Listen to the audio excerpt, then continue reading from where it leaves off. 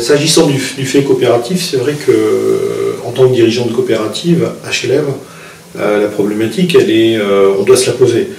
Donc je pense que dans le domaine, il n'y a pas de fatalité. Donc ça procède nécessairement d'une volonté de la part des dirigeants, qu'ils soient directeur général ou dirigeants au sens codire du terme, je pense, et que l'ensemble des salariés puissent adhérer à ce principe coopératif.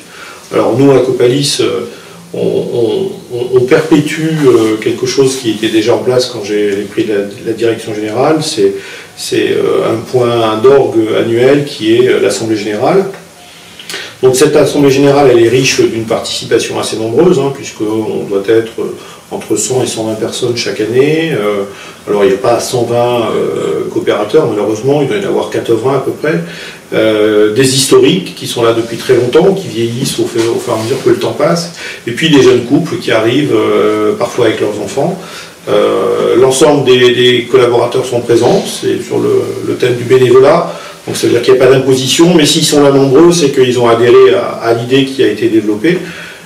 Et puis les administrateurs également qui sont présents. Donc l'Assemblée générale, elle se passe toujours un samedi. Pourquoi un samedi? Parce que a priori les gens sont quand même plus disponibles généralement samedi matin. Habitant le bord de mer, on espère toujours que ça sera un samedi matin pas trop ensoleillé, de manière à ce que les gens puissent être présents.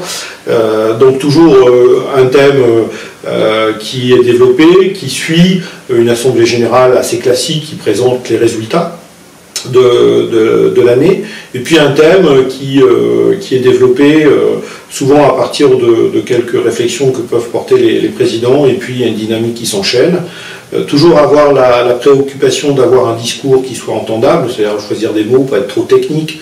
On a un peu souvent, dans nos métiers, on fait souvent l'erreur d'avoir un discours un peu trop codifié.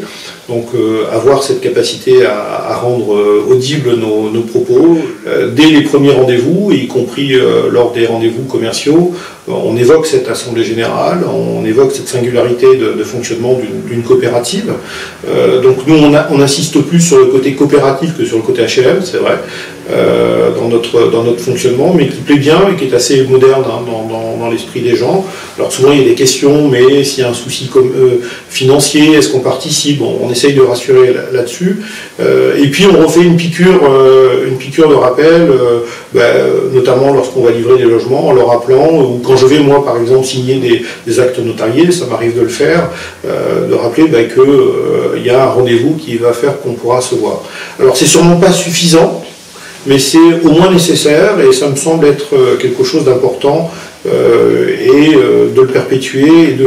On a décidé, il y a quelques années, d'intégrer au sein de l'entreprise, avec un showroom dédié, des choses assez banales, sûrement beaucoup de COP le font, mais de faire l'ensemble des choix dans l'entreprise. Pourquoi? Parce que, bon, comme beaucoup de promoteurs, dans un temps pas si éloigné que ça, on demandait à nos acquéreurs d'aller chez Point P, Bretagne Matériaux et autres partenaires, faire leur choix, et on s'apercevait qu'on perdait la main, finalement. Alors d'abord financièrement, parce que souvent on leur faisait faire des travaux supplémentaires qui n'étaient pas de notre fait. Et finalement, on s'apercevait qu'on perdait aussi le lien pendant cette période de construction, en dehors des obligations qu'on s'est imposées, nous, classiquement, de visite de chantier, qui sont pratiquées souvent par bon nombre de coopératives aussi. Mais depuis qu'on a refait nos bureaux, on a consacré un espace au showroom. Et l'ensemble des choix personnels, que ce soit en faïence, en carrelage, en porte, enfin, tout ce qui procède de choix qui permettent de rendre plus intime son logement et le personnaliser, c'est des collaborateurs de la COP qui le prennent en charge. Donc c'est effectivement du temps qu'on n'arrive pas forcément à rémunérer, voilà, mais c'est un lien supplémentaire, une écoute, qui est un point supplémentaire à ce point d'orgue que peut être l'Assemblée générale annuellement.